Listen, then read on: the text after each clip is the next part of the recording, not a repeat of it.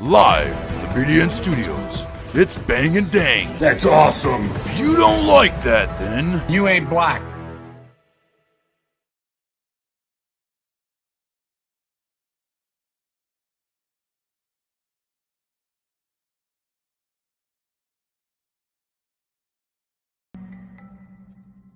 Welcome back to Outlaws and Gunslingers with the host Bang and Dang, and just fresh off of Ruby Ridge and lots of corruptness from the FBI this week. No corruptness from the FBI, but we have a deranged madman shooting from a tower.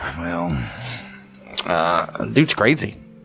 Charles Whitman, University of Texas tower shooting, murdered his mother and his wife night before, and some crazy stuff, all because he had a mental problem, so he's gonna kill everybody else. Yeah, messed up stuff happens here. Snipering. stupid. Charles Whitman, born June 24th, 1941 in Lake Worth, Florida, eldest of three sons, born to Margaret E. and Charles Adolphus Whitman. Jr., Whitman's father was raised in an orphanage in Savannah, Georgia, and described himself as a self-made man. His wife Margaret was 17 years old at the time they wed. Jeez, I guess 1941. No, would have been 20s probably, right? Maybe, I don't know. The marriage of Whitman's parents was marred by domestic violence. Of course. Whitman's father was an admitted authoritarian who provided for his family but demanded near perfection from all of them. Damn right. He was known to be physically and emotionally abusive towards his wife and children.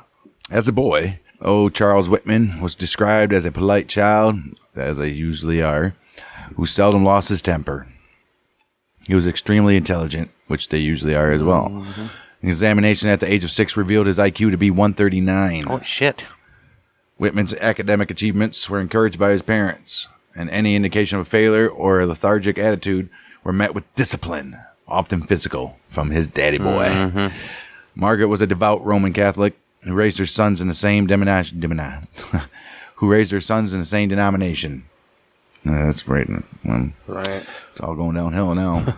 The Whitman brothers regularly attended Mass with their mother, and all three brothers served as altar boys. Oh, jeez. Well, there you go. At the Sacred Heart Roman Catholic Church in Lake Worth. Oh, man. Whitman's father was a firearms collector and enthusiast who taught each of his young boys to shoot, clean, and maintain weapons. He regularly took them on hunting trips, and Charles became an avid hunter and accomplished marksman. Nice. His father said of him, Charlie could plug the eye out of a squirrel by the time he was 16. Damn. Fantastic. Whitman joined the Boy Scouts of America at age 11. Well, there's another red flag. He became an Eagle Scout at 12 years and 3 months, reportedly the youngest of any Eagle Scout up to that time. Wow, really? Dude. Yeah, dude, you got to be in there for like years. All right. Whitman also became an accomplished pianist at the age of 12. Dang. And around the same time, he began an extensive newspaper route. Okay. Oh, damn. Got time to deliver newspapers still? Fantastic. Well, 1st September 1955, Whitman entered St. Anne's High School in West Palm Beach, where he was regarded as a moderately popular student. By the next month, he had saved enough money from his newspaper route to purchase a Harley-Davidson motorcycle. Jeez, dude. I wish you ain't saving no money from a newspaper route to buy any car. Right, which he then used on his route. Nice.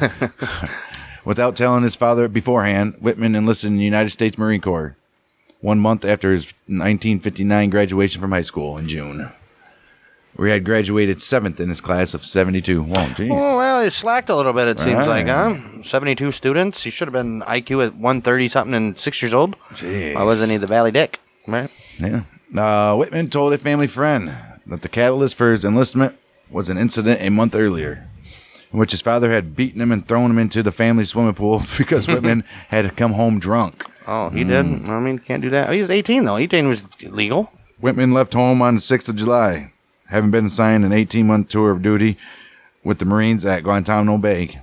That's in Cuba.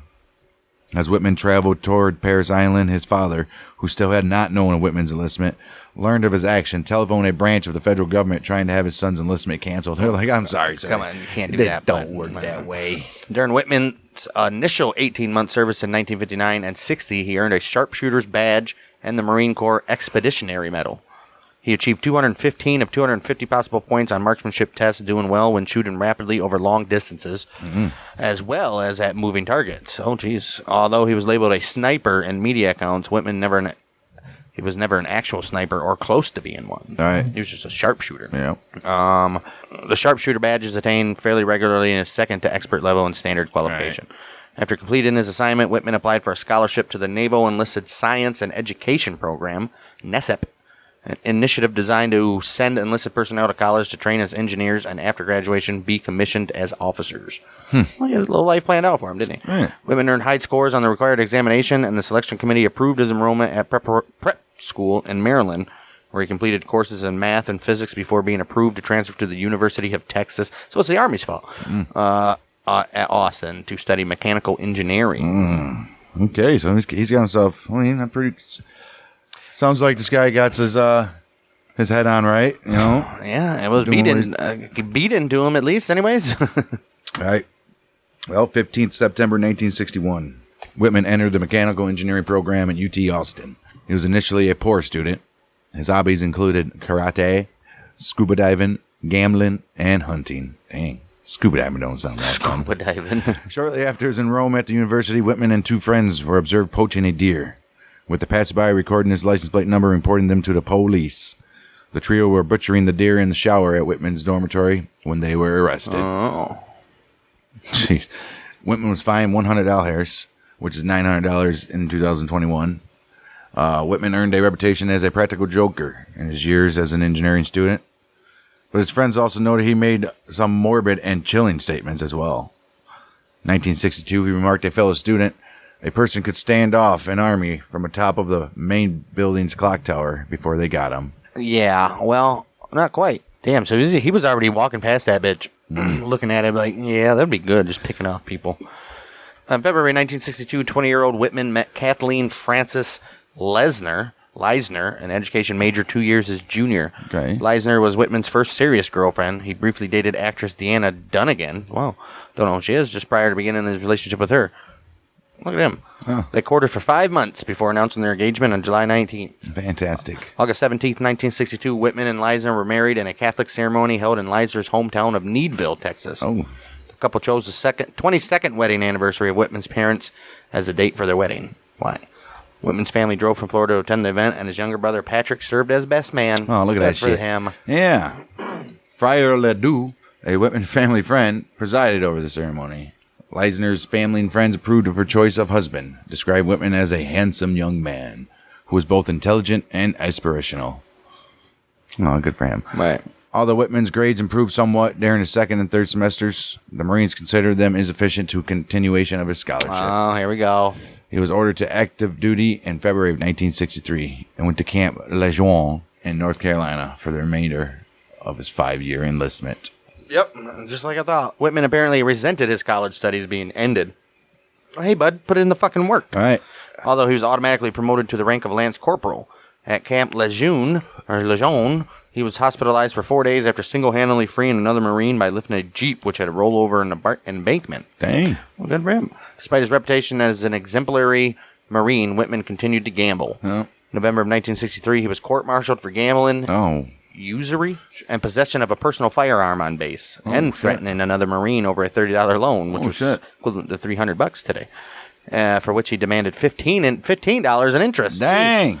Sentenced to 30 days of confinement and 90 days of hard labor, he was demoted from Lance Corporal to private. Oh, he went all the way down to the bottom. This guy's a moron. Yeah, there we go. Jeez. While awaiting his court-martial in 1963, Whitman began to write a diary titled Daily Record of C.J. Whitman. In it, he wrote about this daily life in the Marine Corps and his interactions with his wife and other family members. He also wrote about his upcoming court-martial and contempt for Marine Corps, criticizing them for inefficiencies. In his writings about Leisner, Whitman often praised her and expressed his longing love to be with her. He also wrote about his efforts and plans to free himself from financial dependence on his father. Damn, he's still getting money from old daddy. December of 1964, he was honorably discharged from the Marines. He returned to UT Austin, enrolling in the architectural engineering program. To support his wife and himself, he worked as a bill collector for the Standard Finance Company, and later he worked as a bank teller at the Austin National Bank. Damn. January 65, Whitman took a temporary job with the Central Freight Lines as a traffic surveyor for the Texas Highway Department, while his wife worked as a biology teacher at Lanier High School. Who do you think earned more, her or him? Probably her. Highway Department, though? Probably not a bad paying gig. Yeah.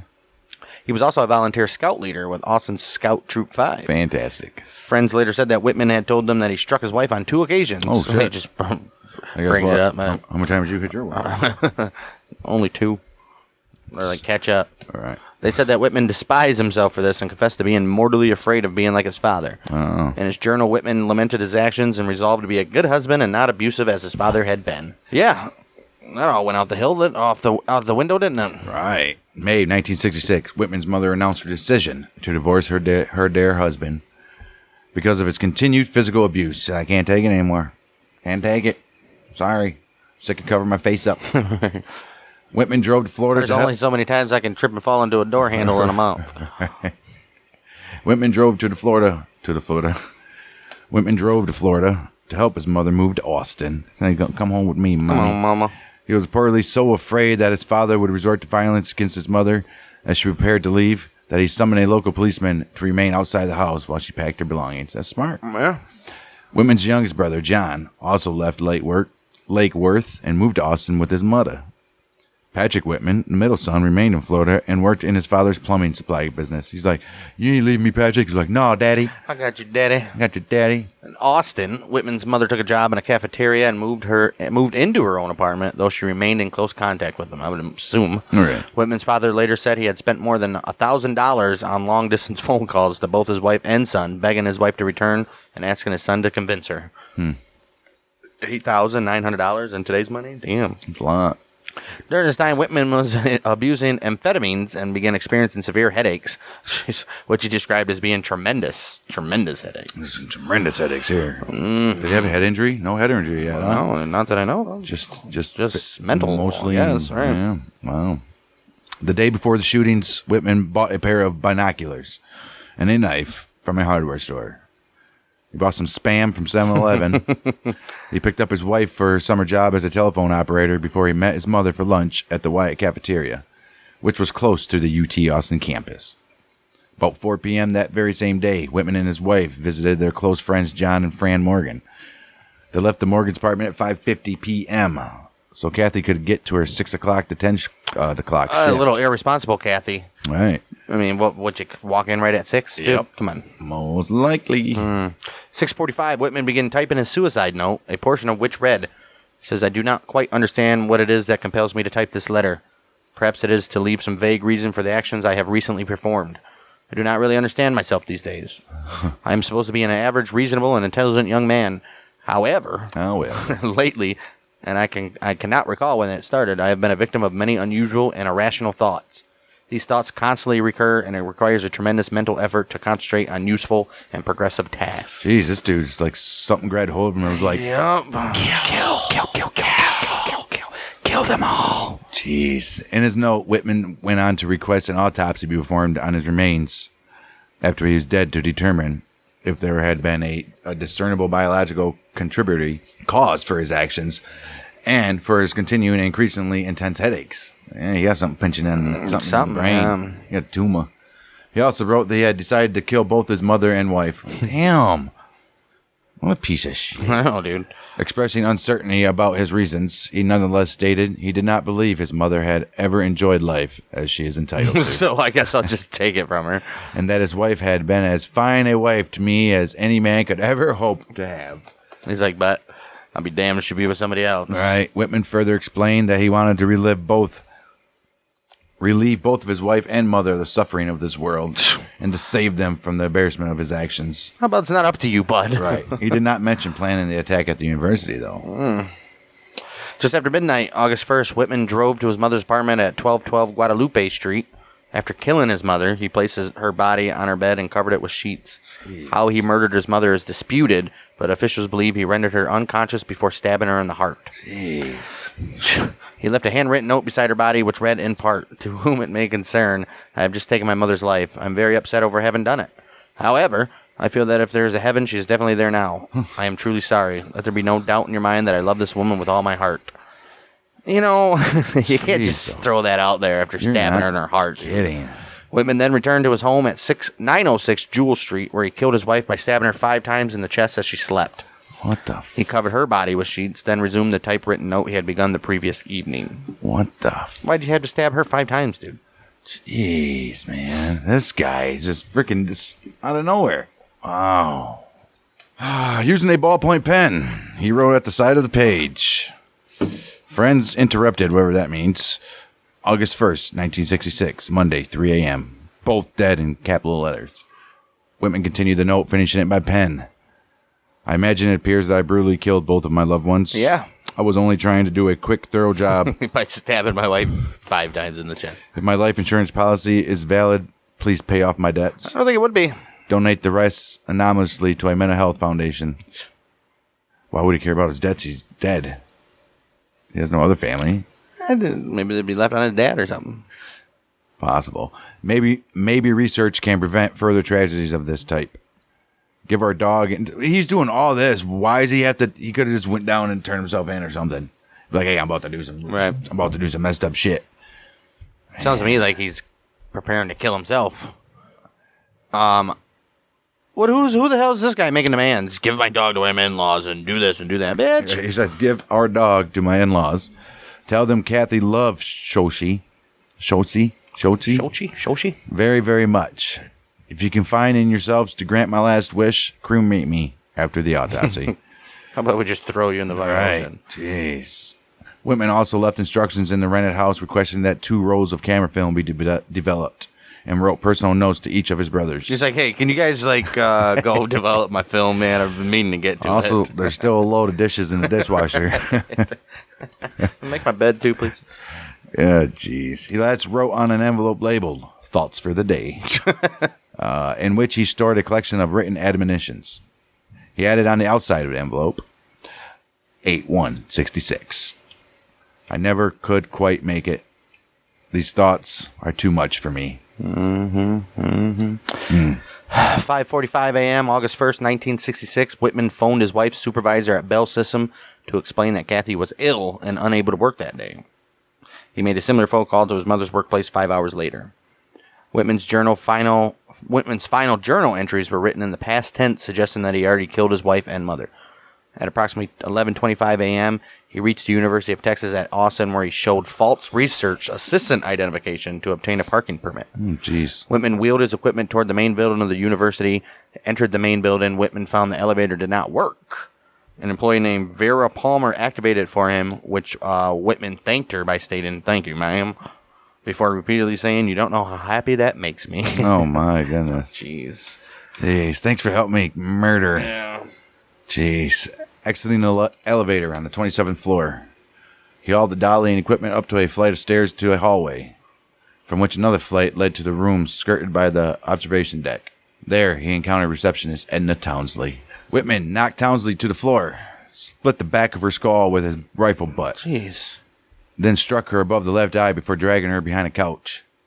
As Cheryl Botts and Don Walden entered the reception area from the observation deck, Walden noticed Whitman's guns and assumed that he was going to the observation deck to shoot pigeons. Whitman said, smiling, "How are you?" as they went down to the elevator. Why would he be going to shoot? I guess the pigeons were probably a problem or something. Right. He then pushed a desk across the entrance from the stairway. Michael Joseph Gabor, his wife Mary Frances Gabor, and their sons Mike and Mark were in Austin visiting Michael's sister Marjorie Lamport and her husband William Lamport. Around 11:45 a.m., they were climbing the stairs from the 27th floor when they encountered the desk Whitman had placed in the entrance to the reception area. As Mike and Mark squeezed past, Whitman came forward and fired a shotgun, hitting Mike in the shoulder and Mark in the head, and then fired down the stairs, striking Marguerite and Mary Frances. Michael and William, farther down the stairs, were not hit and went for help at Mike's urging. Oh, jeez. Whitman then shot Townsley once in the head before exiting. Yeah, her back of her head's already split open. Before exiting the observation deck. Mike Gabor's injuries left him unable to complete his Air Force training, and Mary Frances was left paralyzed from the neck down and legally blind. Jeez, dude. Jeez, oh, Pete. What about the other guy in the shoulder? Margaret was killed. All right. Martin was killed. Mary and Mike were injured. Jeez, and that's just in the beginning. Yeah, he even started shooting from the tower yet. At 11:48 a.m., Whitman began shooting from the observation deck, 231 feet above the ground, targeting people on the campus and a section of Guadalupe Street known as the Drag, which is home to coffee shops, bookstores, and other student hangouts. Claire Wilson was the first person Whitman shot from the tower. She and Thomas Frederick Ekman were leaving the student union when Wilson, 8 months pregnant, was shot in the abdomen at 11:47. The unborn boy was killed. As Ekman went to her aid, he was shot in the chest and died instantly. Passerby Rita Star Pattern lay next to Wilson and for an hour comforted her and kept her conscious. Eventually, James Love, John Artley Fox, and others left their protected locations while Whitman was still shooting and carried Wilson to safety and also retrieved Ekman's body. There's a video of that. You guys are going to look that up. Wilson remained hospitalized for 3 months and was unable to have any more children. Well, no shit. Jeez, oh, Pete. Jeez, dude. Baby boy. Well, Robert Hamilton Boyer was a mathematician. The third person shot from the tower was struck in the lower back. Huffman was shot next, who was Devereaux. They call him Maitland Huffman, PhD student. He was shot in the arm. He fell to the ground, faking death. Secretary Charlotte Darashari. I'm sorry if I'm freaking these guys' names up because they're weird. Well, she came under fire as she ran to help Boyer and Huffman. She took refuge behind a concrete flagpole for an hour and a half and was not injured. David Matson, Roland Elk, and Tom Herman were walking to lunch when a bullet blew off part of Madison's wrist. Jeez. Elk was struck in the arm by shrapnel and then hit in the leg by a bullet when he left cover to bring Matson to safety. Homer J. Kelly, who was a shopkeeper, was shot in the leg while helping Matson, Elk, and Herman into his shop. Thomas Aquinas Ashton was shot in the chest on his way to meet Matson and Elk for lunch, and he was killed. Jeez, dude. He's oh Pete. Nancy Harvey, a student, and Ellen Evgenides, also a UT employee. They were leaving the tower for lunch when they heard the shots. They returned inside, where a guard told them it was safe to leave again. What a moron. Go ahead, bud. You're good. After about 100 yards from the tower, Harvey was shot in the hip, and then Ellen was struck in the left leg by the ricochet of that first shot. Jeez. Alec Hernandez, at about 11:45, was shot in the leg while delivering newspapers on his bike near the West Mall entrance. Oh, come on. You have to have compassion for the newspaper guy. You did it, dude. Right. Soon after, Karen Griffith was shot in the shoulder and chest, and her right lung was pierced. She died 7 days later. Jeez, oh Pete. Thomas Ray Carr was hit in the spine while coming to Griffith's aid. He died approximately 1 hour later. Jeez, oh frickin'. This guy is just frickin'. But these people keep walking in the middle of the square. It is really like Grand Theft Auto. I know. It's like, why you guys keep coming back? Jeez, oh Pete. David Gunby, at about 11:55 a.m., was returning to the library for a forgotten book when he shot passed through his upper left arm and entered his abdomen, severing his small intestine. Killing him. The Littlefields, married 9 days, were leaving the tower, which is Brenda and Adrian Littlefield. They were leaving the tower when Brenda was shot in the hip. Adrian was struck in the back as he bent over for her. After some time, all three were rescued by an armored car, which had been pressed into service to reach the injured. Where's the helicopter at? All right. Jeez. During surgery, it was discovered that Gunby had only one functioning kidney to begin with. Which had now been severely damaged. Oh, no. He was in great pain for the rest of his life. 2001, he died 1 week after discontinuing dialysis. His death was officially ruled a homicide. Really? I guess. Took his other liver or kidney, man. So that's another one to his... Jeez, oh, Pete. Claudia Rutt, age 18, and her boyfriend, Paul Bolton Sontag, both of them 18, had just ran into Carla Sue Wheeler, who was a friend, when they heard shots. They took refuge behind a construction barricade, but when Sontag abruptly stood, Whitman shot him in the mouth, killing him instantly. No. Jeez, dude. Rutt tried to reach Sontag as Wheeler attempted to restrain her. A shot passed through Wheeler's left hand and struck Rutt in the chest. Jeez. Sontag's grandfather, KTBC news director Paul Bolton, learned of his grandson's death as the victims' names were recited on air that day. Oh, that would suck. Yeah, so Rutt and both Sontag got moitered there. Jeez, oh, freaking Pete. Dude, that went through her hand and struck Rutt in the chest. That's a video game shit. You ain't kidding. Man. Jeez. Roy Schmidt, electrician, 29 years old. Schmidt took cover with others behind his car, some 500 yards from the tower. After about 30 minutes, stood up in the belief he was out of range, and he was immediately shot in the abdomen. He was the fatality farthest from the tower. Dang, 500 yards. That's not even that far. I guess he's not a sniper, though, so. 12:08 p.m. Patrolman Speed was with another officer and others behind decorative balusters on the South Mall when he was shot through a gap in the masonry. Jeez, how do you... He died soon after At the hospital. He was a 24-year-old police officer. Jeez, oh, Pete. Billy Paul Speed. Jeez, oh, freaking Pete. Well, Harry Walchuk, at about noon, was leaving a magazine store on Guadalupe when he was shot in the chest. Moited. Jeez, oh, Pete. And then Billy Snowden, age 35, believing himself out of range, was struck in the shoulder while standing in a barbershop doorway. At over 500 yards, he was the person shot farthest from the tower. Jeez, oh, Pete. He got injured. He lived. Yep. 21-year-old Sandra Wilson was shot in the chest on Guadalupe Street, injured. Abdul Khashab, 26 years old, was an exchange student from Iraq. He's like, I could have just stayed in my home country for this shit. You ain't getting. And Janet Paulos, which was his fiance, were both shot near Guadalupe and 24th Street. Both survived. Jeez, so freaking Pete. Lena Phillips believed she was out of range, but was shot in the shoulder. She was injured. That was it. Oscar Royvella and Irma Garcia, which is his girlfriend, were shot near Hogg Auditorium. Students Jack Stevens and Jack Pennigan dragged them both to safety, and they both lived. Looks like a lot of the rest of them are going to live here, huh? Avelino Esparza got struck in his left arm near the shoulder, shattering his bone. His brother and uncle dragged him to safety. Jeez. Meanwhile, Robert Hurd, 36-year-old male, he was a reporter and a veteran, Marine. I don't know if he's from Vietnam. Couldn't have been because it's right now, right? Was shot in the arm. He survived. Jeez, oh, frickin' Pete. John Allen, 18 years old, was looking at the tower through a window of the student union when a bullet struck the window, followed by a second shot, which severed an artery in his right forearm. And he's lucky he lived. Right. Jeez, oh, Pete. Morris Hallman, funeral director. Dang. You can't kill a funeral director. Well, he didn't. Right. Holman was using his business ambulance to take victims to the hospital when he was shot in his right leg at the corner of 23rd and Guadalupe. Jeez, dude. He later recalled, I laid there for about 40 to 45 minutes, listening to two construction workers arguing about who was going to expose themselves to recover me. I'm not going to do it. You do it. Do it. Oh, man. Oh, jeez. F.L. Foster and Robert Freed were wounded in the crossfire between Whitman and those shooting from the ground. So now people are shooting back at him as we speak. Dela Martinez and Marina Martinez, visiting from Monterrey, Mexico, were both wounded by bullet fragments.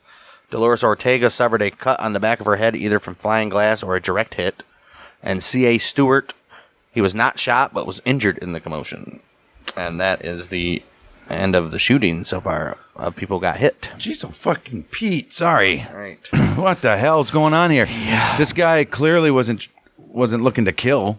I mean, if he did, he did. If he didn't, he didn't. Oh, I think he was looking to kill. He was just... Oh, these guys are laying in the middle of the street injured after he shot them, and he's still letting them live. Yeah, but a lot of people faked like they were dead. Some mistook the sounds of shots for the noise from a nearby construction site. Oh, yeah. Or thought that persons falling on the ground were part of a theater group or an anti-war protest. Yeah, there's a lot of that shit going on. One victim recalled that as she lay bleeding, a passerby reprimanded her and told her to get up. Get up and get a job. Wow. Among those who grasped the situation, many risked their lives to take the wounded to safety. Ambulances from local furniture homes. Ambulances from local funeral homes and an armored car were used to reach the wounded. 4 minutes after Whitman began shooting from the tower, a history professor was the first to telephone the police at 11:52. Patrolman Billy Speed, which we've discussed him, he was one of the first to arrive.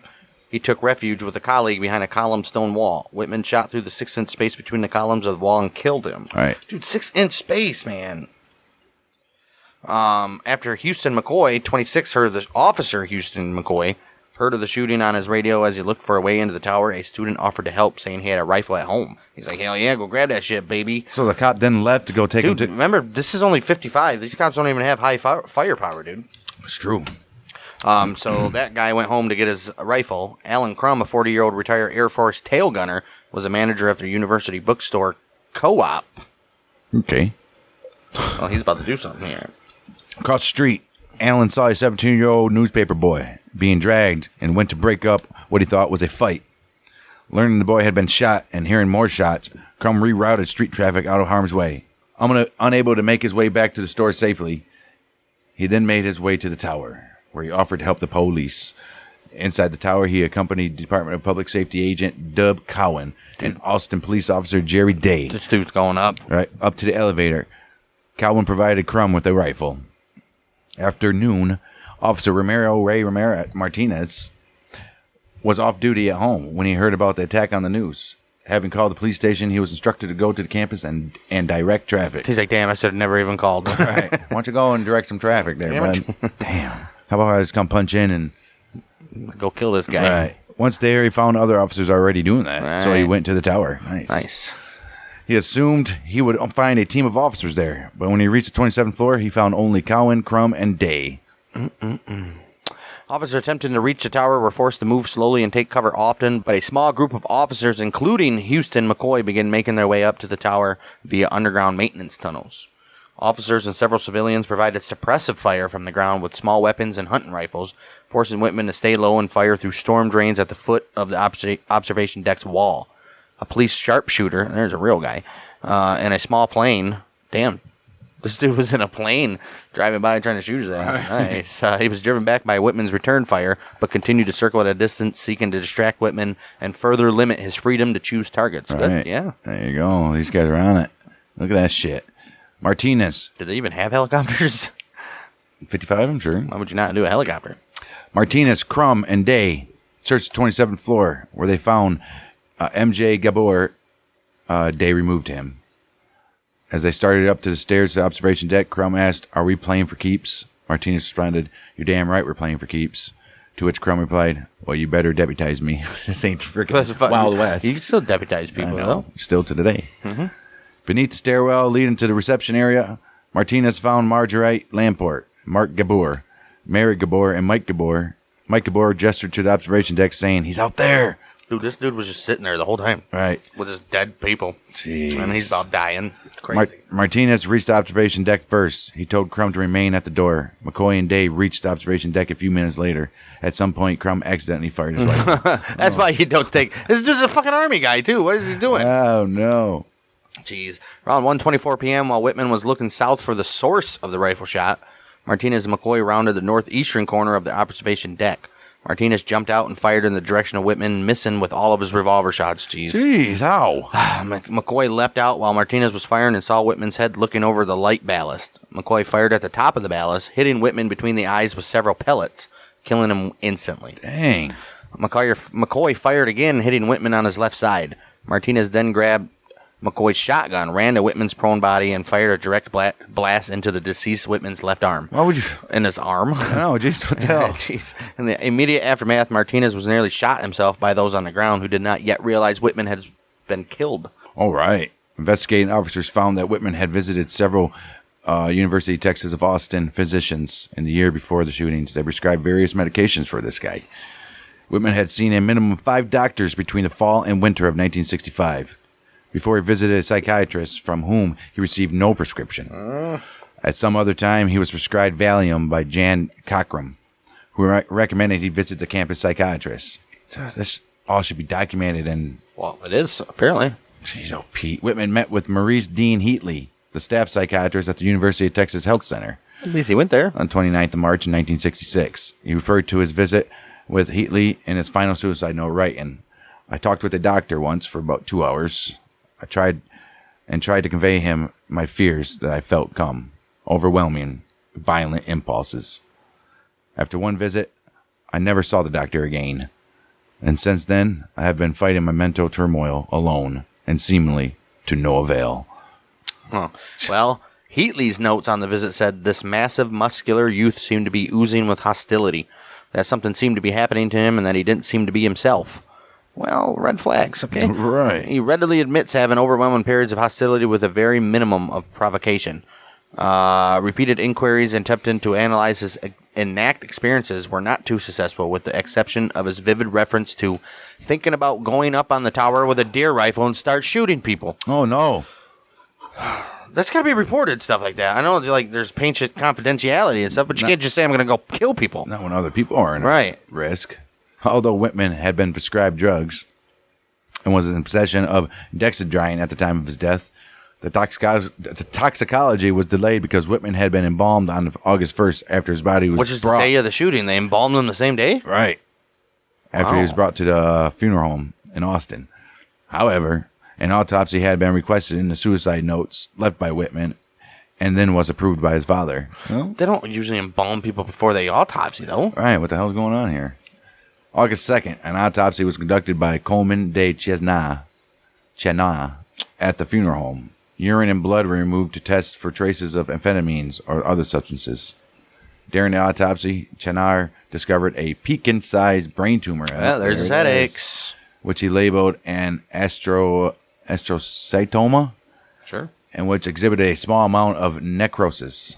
A cell injury, premature death of cells. Yeah, so dude, he was His brain was his brain was itself. dying, and then it was probably who knows what part of his brain it was. Right. Yeah, dude. These findings were later revised by the Connolly Commission.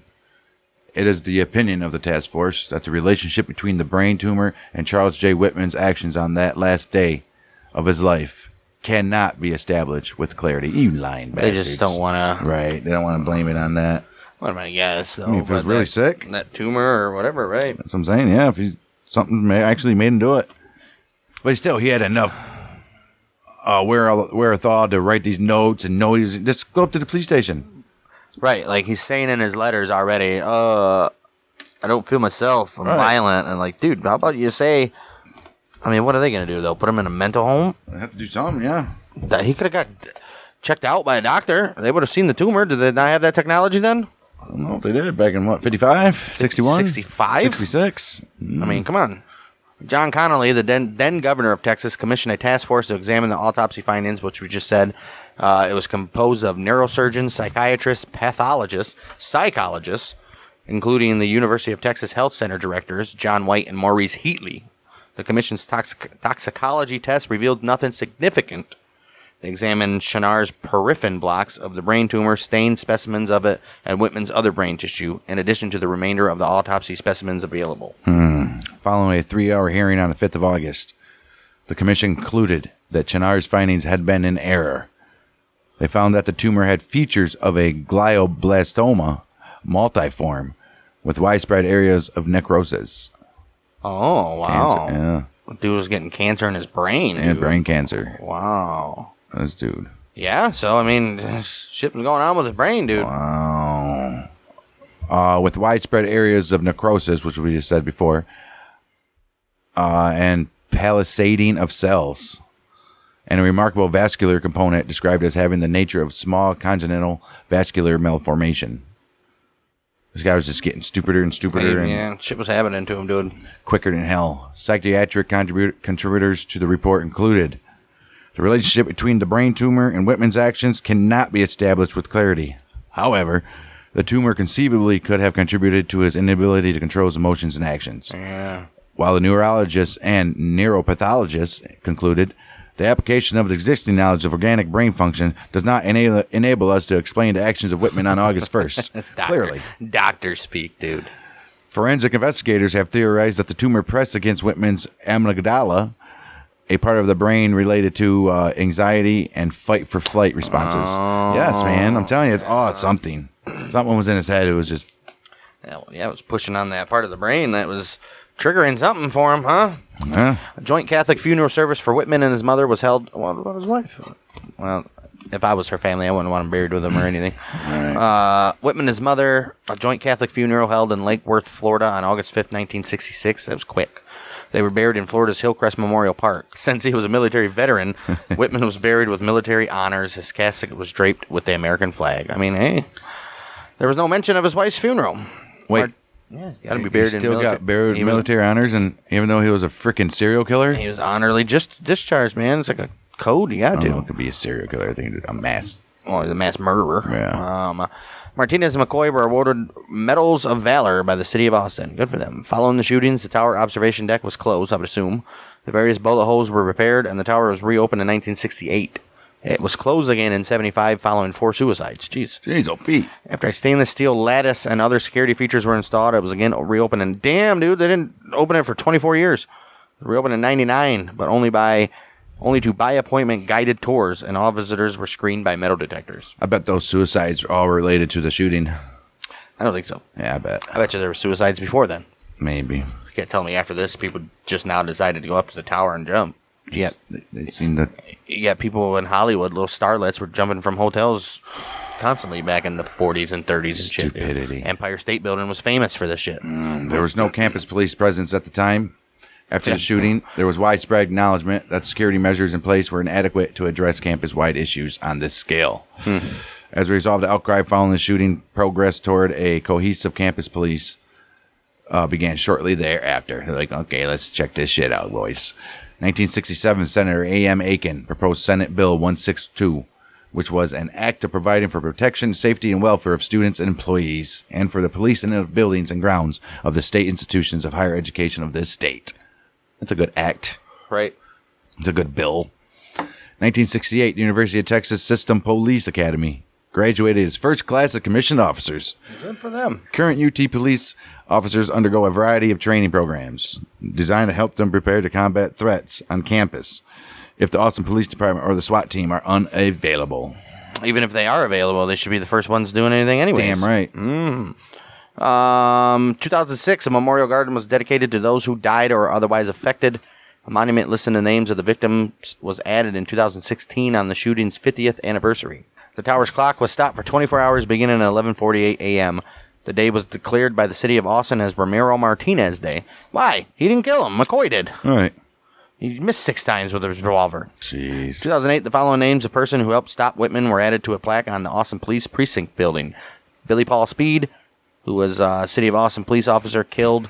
Philip Connor ascended the tower. Jerry Day, Ramiro Martinez, Houston McCoy, Harold Moe, George Shepard, Milton Showquist, William A. Cowan Jr., who was a Department of Public Safety agent, Alan Crum, a civilian who discharged his rifle like a moron, Frank Holder, William Wilcox, Jim Boutwell, who was a pilot of the aircraft that was doing the sniper guy, Marion Lee, who was a City of Austin police lieutenant, who I'm assuming was the, says observer, but he had to be the one firing, right?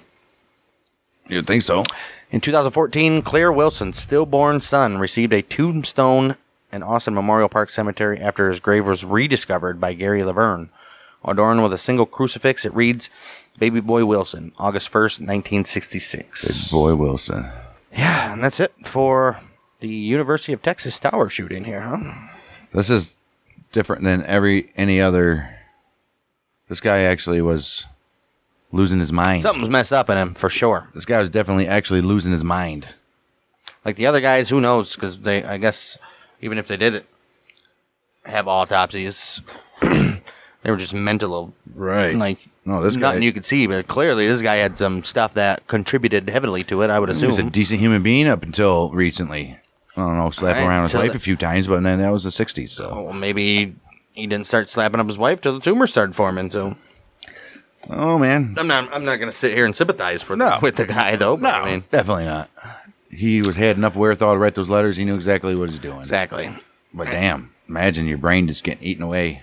I wonder when he decided to go to the tower. Obviously, he had been making mentions of it, but he didn't say anything in the suicide notes. Well, he was probably thinking after he killed his wife and mother, he was like, all right, I got to do something. He was probably thinking after keep on calling in to work. He was probably thinking after he killed his wife and mother, he was like, I'm going to end my life right here, too. And then when he did it, he was like, I don't want to. Right. I want to kill some more, probably. He might have done that, too. He's like, this felt good.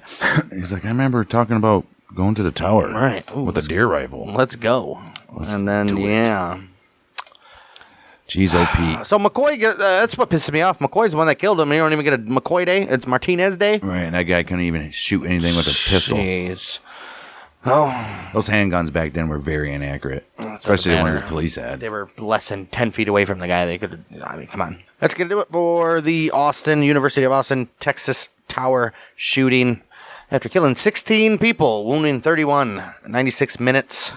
96 freaking minutes. This whole ordeal lasted above the on the clock tower, the observation deck, and up to this point, pretty sure the most people killed, besides the Bass school bombing, the most people killed by gun, I would assume. I mean, from when I'm looking at this little list here, I don't see anything more than that. 16 people killed.